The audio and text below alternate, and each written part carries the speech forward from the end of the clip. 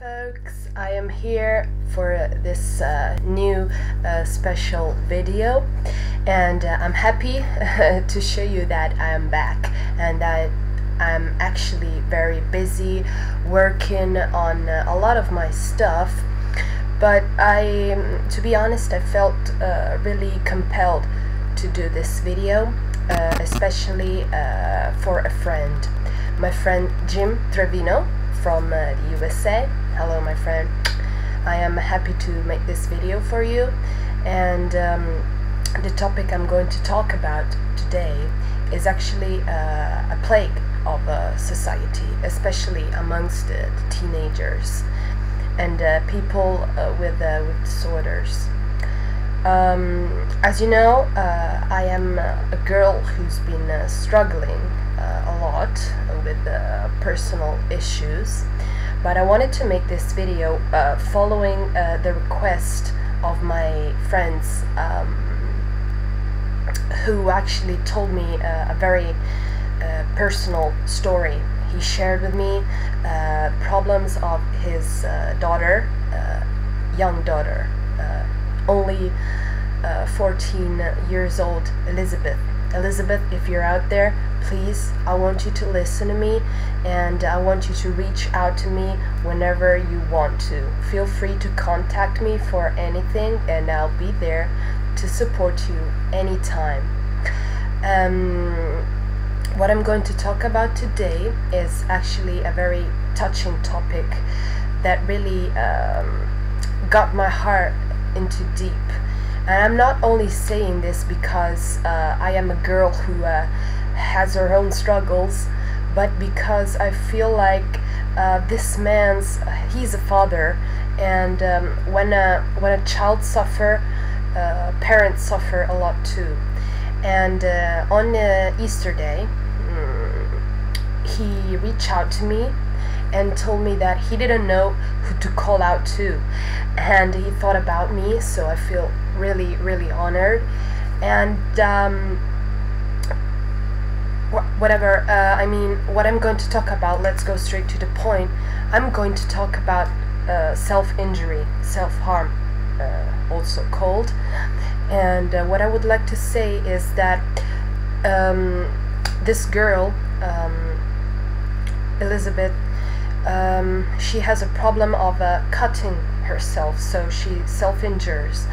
And cutting yourself is something that many people would never think of doing, and yet others take self-injury in a form that may be something that they do on a regular basis.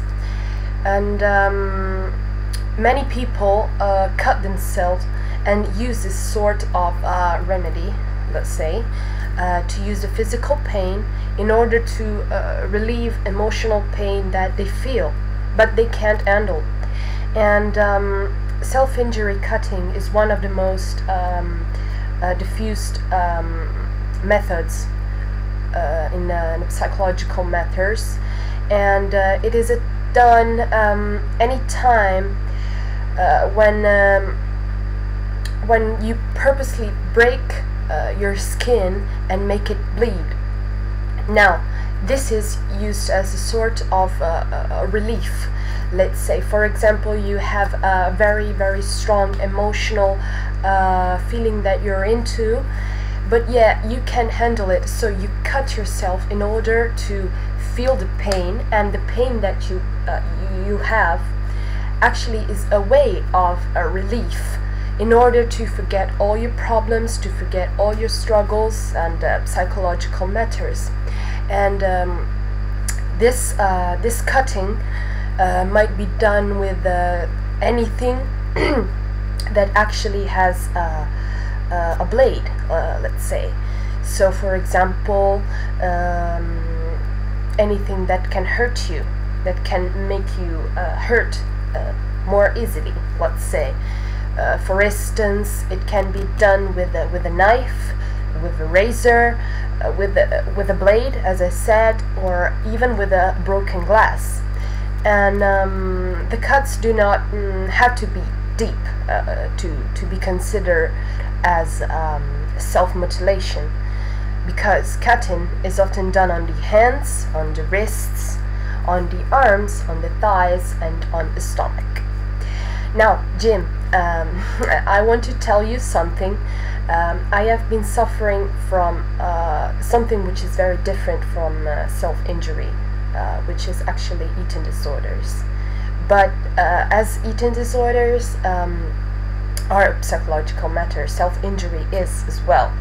And I want you to take this as a help in order to help your little girl, your life, because I totally understand how it feels. Because a father watching a daughter in pain is something that really breaks your heart. And my parents, when they saw me I was ill, they were actually broken too, and their heart was torn into pieces. And I can say that, sorry man, I can say that it's something that you feel powerless, and you can't take it in your hands, because you would like to control the situation, especially if your girl is so young. It can be a girl, a boy, whatever. I am talking about your girl Elizabeth, and I want you to know that I'm here anytime you need me, and she also can also reach out to me whenever she wants. So please listen carefully. Now I want you to know that self-injury is something that you can come out of. As I came out of eating disorders, I know I used my eating disorders to get away from all the pain I felt. It is a psychological matter, but you have to, let's say, move onto a path which will heal you. So you have to get into a path where actually qualified people can help you, that can lead you, that can protect you, that can guide you, that can show you the right way to come out of these problems. And I know that there are always some times when you feel fragile, when you feel powerless, when you feel that there is no way out, where there is no hope. But I guarantee you that as I manage to come out of my problems, your little girl come out of her problems too. And there will always be times when you feel fragile, when you feel like there is nothing you can't do. But I guarantee you that healing is possible. And so self-injury is a bit like my problem, because a lot of people, I want you to know this, a lot of people with eating disorders also cut themselves too. So self-injury cutting is done by, as I said, especially teenagers. And people will actually typically lie about the signs of cutting themselves, or like covering them up. For instance, a person might blame scratches or cuts on a cat, or whatever animals has nails, I mean, and self-harm cuts are also often hidden by clothing. So for example, if a person who does self-injuries, you will never see her wearing short sleeves, and they will wear long sleeves on purpose.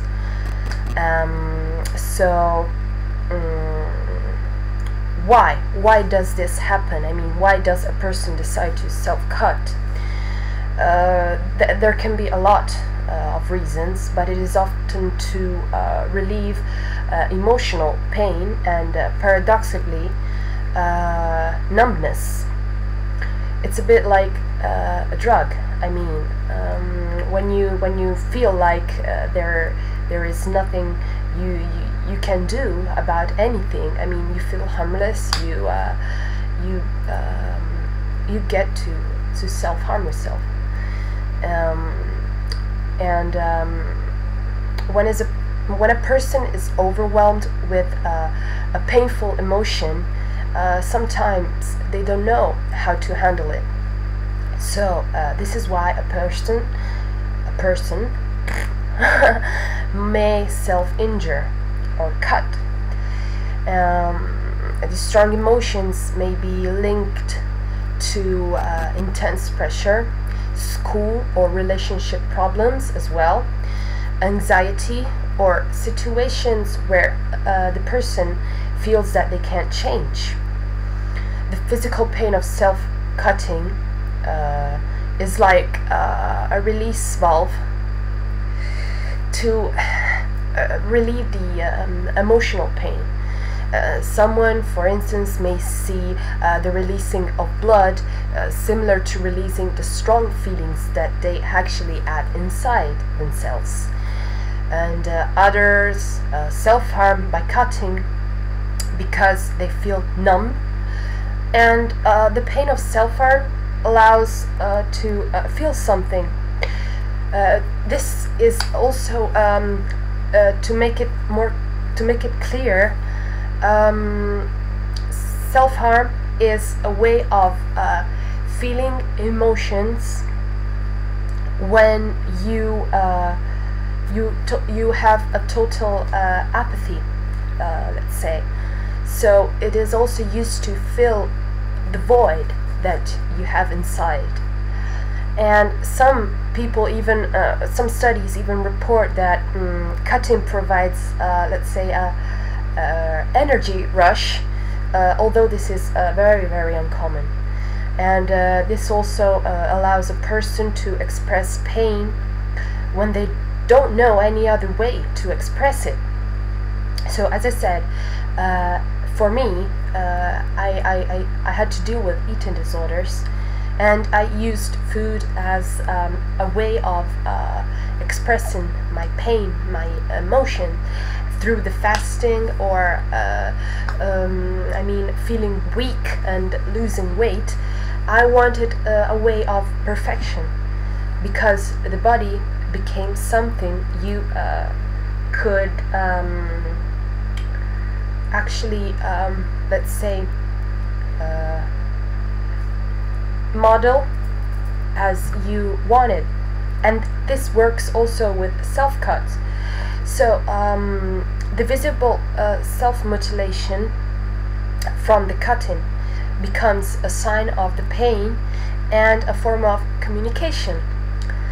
For me, it was food to communicate. I refused the food because I didn't want to eat, because I wanted to be perfect, because I wanted to lose weight, and losing weight was my way of expressing the pain, the void that I felt inside. Let's say people, I also have a different examples to why many people also self-harm. For example, as I said, they want to control their body and mind because they wish to distract themselves from other problems that they can handle. They wish to purify themselves. Also, for me, I used to fast because I wanted to purify my body from all the toxic, let's say, elements, and also because they feel to reenact trauma in an attempt to resolve it, and also because they wish to protect others from emotional pain. Self-harm is also a sign of a psychiatric disorder, like depression, bipolarism, borderline personality disorder, psychotic disorder, or a substance use disorder. No matter what the reasons are, I mean, behind cutting yourself, there is always an effective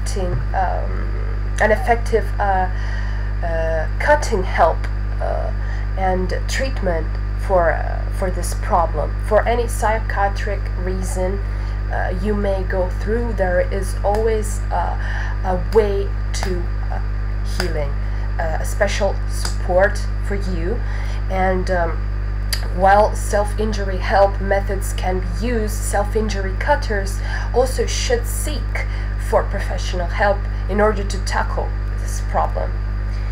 So as a message of hope and in conclusion to this video, I would like to share my support for you, Jim, for your little girl, Elizabeth, and just don't be afraid to seek help, because a lot of people think that seeking help is a way of weakness, but that is not, because actually wanting to look for help is a way of being strong.